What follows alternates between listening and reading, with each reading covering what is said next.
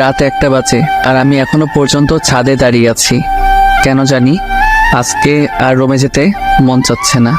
রাতের এই পরিবেশটা অনেক ভালো লাগছে, কিন্তু আমার মনের ভিতর কাল বৈশাখী ঝড় বয়ে যাচ্ছে।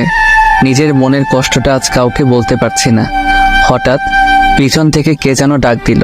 চোখের পানিগুলো মুছে পিছনে তাকিয়ে দেখে আব্বু দাঁড়িয়ে আছে। আব্বু আমার সামনে এসে বলতে লাগলো, নিলয়, তুই এখন এখানে দাঁড়িয়ে আছিস কেন? যা, তোর রুমে যা। মেয়েটা সেই কখন থেকে তোর রুমে একা বসে আছে। আমার কাঁধে হাত রেখে বলল, যাচ্ছি। আমি যেই আসতে যাব আব্বু আবার বলল, দেখ বাবা, মেয়েটা অনেক ভালো, ও তোকে অনেক সুখে রাখবে। আমি কিছু বললাম না, কারণ কিছু বলার মতো ভাষা নেই।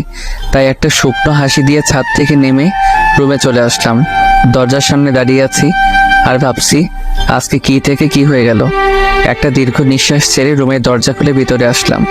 রুমের লাইট অফ করা ছিল, তাই লাইট অন করে যে খাটের দিকে তাকালাম, তেমনি আমার পা কাঁপাকাঁপি শুরু হয়ে গেল। কারণ যে মেয়ের সাথে আমার বিয়ে হয়েছে, সে মেয়েটা খাটে বসে এক পায়ের উপর আরেক পা রেখে ডান হাতে একটা রিভলভার নিয়ে বসে আছে, আর রিভলভারটা আমার দিকে মুখ করে ধরে আছে। আমার অবস্থা একেবারে খারাপ হয়ে গেছে। তবুও ভয়ে জিজ্ঞেস করলাম, আপনি এটা কই পাইছেন? এটা আমার। মানে?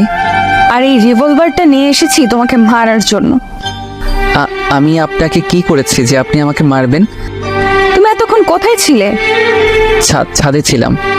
কার সাথে ছিলে? কারোর সাথে না, একা ছিলাম। আচ্ছা যাও, ফ্রেশ হয়ে আসো, ঘুমাবো। আপনি ঘুমিয়ে যান, আমার একটু কাজ আছে। ওই, তোর কি কাজ এত রাতে? হ্যাঁ, আমি বলেছি না ফ্রেশ হয়ে আসতে? তাড়াতাড়ি যা, না হলে এই বন্দুক দিয়ে গুলি করে তোর খুলি উড়িয়ে দেব। এত সুন্দর ঝাড়ি খেয়ে আমি এক দৌড়ে ওয়াশরুমে চলে আসলাম। ওয়াশরুমে এসে ফ্রেশ হয়ে বাইরে আসতেই দেখলাম মেয়েটা এখনো সেইভাবেই বসে আছে।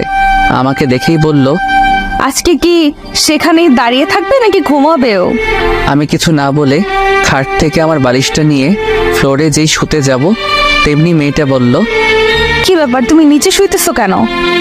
তাহলে কোথায় ঘুমাবো? কেন, খাটে কি জায়গা নেই?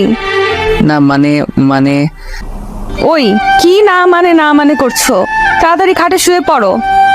না, আপনি উপরে শুয়ে পড়ুন, আমি নিচে শুইতে পারবো। ওই, তোকে বলছি না আমার কথার উপরে কোনো কথা বলবি না। এখন তাড়াতাড়ি খাটে এসে শুয়ে